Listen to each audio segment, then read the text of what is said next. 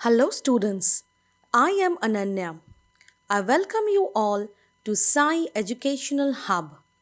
Today we will discuss a poem for class 10 students, Fire and Ice by Robert Frost from the First Flight book. I'll give a detailed explanation of the poem with the word meanings and the poetic devices. But before that, I would request you all to please subscribe my channel and press the bell icon, and also to like, share and comment on the video. You can also watch the other videos on the chapters of class 10. Link is given in the description box below. So let's start with the poem Fire and Ice by Robert Frost. Robert Frost was an American poet, and whichever poems he has written, it actually dealt with the realities of life. Let's start Fire and Ice. Some say the world will end in fire. Some say in ice. From what I have tasted of desire, I hold with those who favor fire. Now let me tell you the word meanings. Number one is desire. It means a strong feeling of wanting to have something or wishing for something to happen. The next word, favor, which means approval or support. In the first two lines of the poem, the poet says that there are two scientific theories held by general people about how the world will be destroyed. The first group of people thinks that fire will cause the apocalypse to happen. It means that the earth's core will heat up to an extremely high temperature, and this heat will eventually destroy the surface of the planet. It will be destroyed beyond repair. The second theory says just the opposite. Instead of destruction by heat, some people believes in the theory that the world will freeze till all the species of flora and fauna, that is, plants and wildlife inhabiting the earth, become extinct. Hence, this theory is based on the power of ice, which will change the living conditions on earth. The poet is aware of both these theories. In the next two lines, the poet has used fire as a metaphor, a symbol, which means desire. He ponders over the burning flames of desires of people.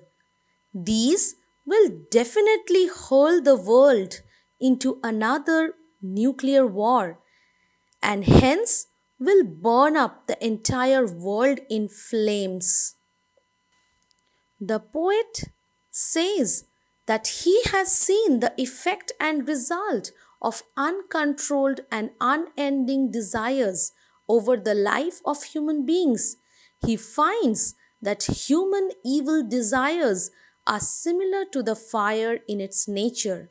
So, this fire may become a big reason to destroy human being and this world too. The second stanza. But if it had to perish twice, I think I know enough of it to say that for destruction, ice is also great and would suffice. Now the word meanings. The first word is perish. Perish means to end or die. The next word suffice means be sufficient. In these lines, the poet believes that ice is also sufficient for destroying this world. Here, the poet has used ice as a metaphor or symbol of hatred. So, in these lines, the poet compares the nature of ice with hatred feelings of human beings, as ice can make the body numb with its prolonged contact.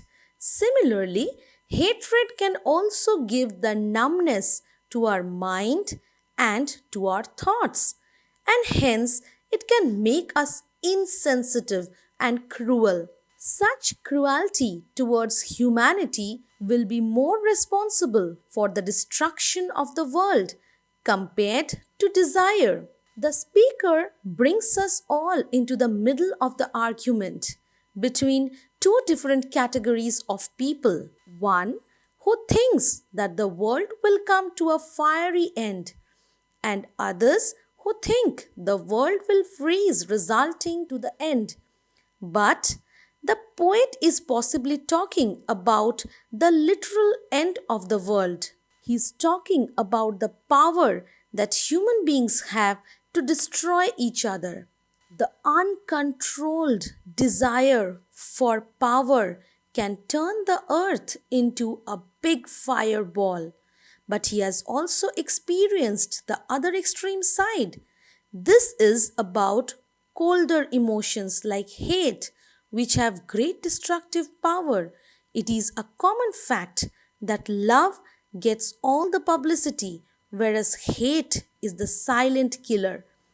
It may not have the same effect as the fireball ending, but it will also have the power to end the world.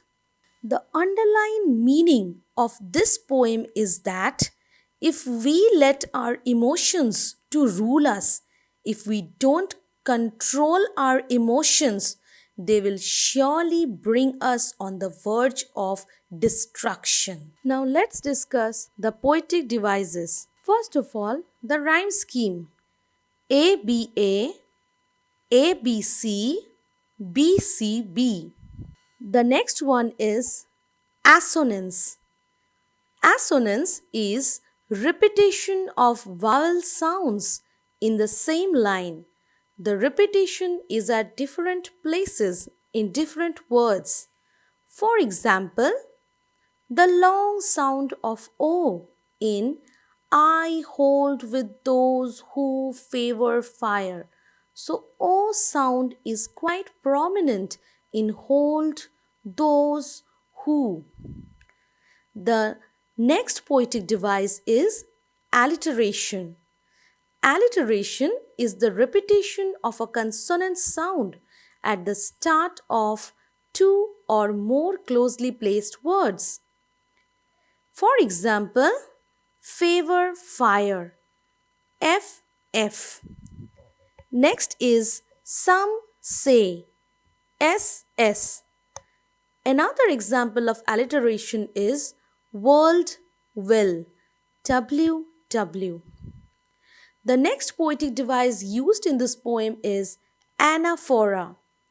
Anaphora is the repetition of a word or expression at the start of two or more consecutive lines. Like in the first two lines, line number 1 and 2, we get to see some say the world will end in fire, some say in ice. The words some say is repeated in both the lines. The next poetic device is personification. Personification is to give human qualities to inanimate objects. In this poem, fire and ice are capable of destruction. Thus, the poet personifies fire and ice by giving them mind and power to destroy anything. The next poetic device is enchantment. It is defined as a thought that does not come to an end at a line break. Rather, it moves over to the next line. That means continuation of the thought in consecutive few lines. For example, here we get, from what I have tasted of desire, I hold with those who favor fire. Here, we are not getting a comma or a full stop to give a pause. Rather, the thought is continued in the lines. With this, we have come to an end to this poem, Fire and Ice by Robert Frost. Thank you.